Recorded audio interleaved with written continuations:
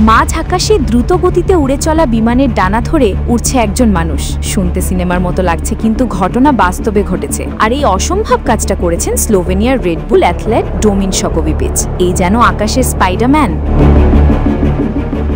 অস্ট্রিয়ার আকাশে 2500 মিটার উঁচুতে ঘন্টায় 100 কিলোমিটার বেগে উড়ছিল এক গ্লাইডার প্লেন। সেই প্লেনের ডানায় তৈরি করা হয়েছিল এক বিশেষ ক্লাইম্বিং রুট। সেখানে ইতিহাস গড়লেন ডোমিন। প্রথম মানুষ হিসেবে তিনি উড়ন্ত বিমানের বাইরে উড়ে ইতিহাস গড়লেন।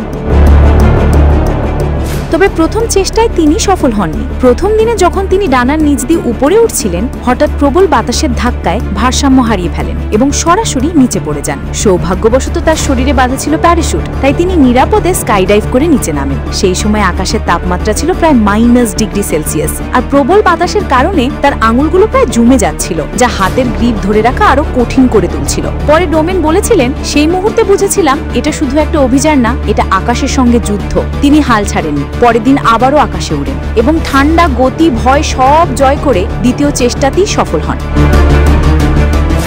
বিমানটি নিজের বাম ডানা ধরে ধীরে ধীরে এগিয়ে যান বিমানের মাঝখানে, তারপর নিচ দিয়ে পেরিয়ে পৌঁছান ডান পাশের উপরের ডানায়। প্রতিটি ধাপ ছিল চরম ঝুঁকিপূর্ণ। বাতাস, ঠান্ডা, জি-ফোর্স সবকিছু মোকাবেলা করতে হয়েছিল, কিন্তু নিখুঁত পরিকল্পনা, সাহস আর ধৈর্যের সঙ্গে তিনি ধাপে ধাপে অগ্রসর হন আর শেষে 1500 মিটার উচ্চতা থেকে লাফ দেন আকাশে, করে ফেলেন এক ব্যাক ফ্লিপ স্কাইডাইভ।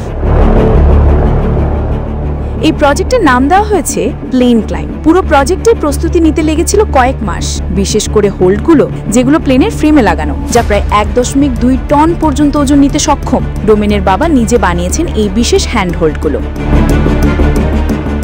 বিমানটির পাইলট এডওয়ার্ড রাইটনার বলেছেন, এই কাজ শুধু শারীরিক শক্তির পরীক্ষা ছিল না, ছিল মানসিক সাহসের চূড়ান্ত প্রমাণ। ঠান্ডা, গতি, ভয় সব জয় করে ডোমেন দেখিয়েছেন মানুষ চাইলে আকাশকেও নিজের খেলার মাঠ বানাতে পারে।